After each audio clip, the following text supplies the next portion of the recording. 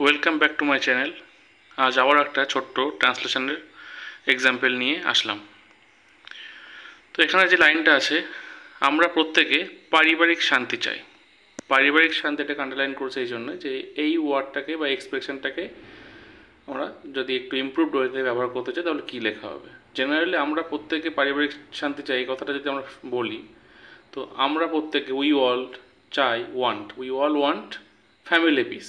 তো পারিবারিক শান্তিটাকে আমরা ফ্যামিলি পিস লিখি, কিন্তু এটাও ঠিক আছে, ভুল কিছুই নয়, কিন্তু এটাকে যদি আরও বেটারভাবে করতে হয় তাহলে সেক্ষেত্রে আমরা কি করতে পারি।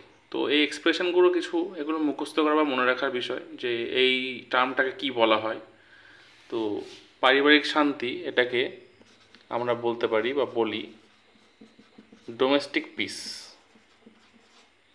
পারিবারিক শান্তি। তাহলে সেন্টেন্সটা ট্রান্সলেট করলে কি হবে, আমরা প্রত্যেকে পারিবারিক শান্তি চাই। তার সাবজেক্ট হচ্ছে উই অল, আমরা প্রত্যেকে।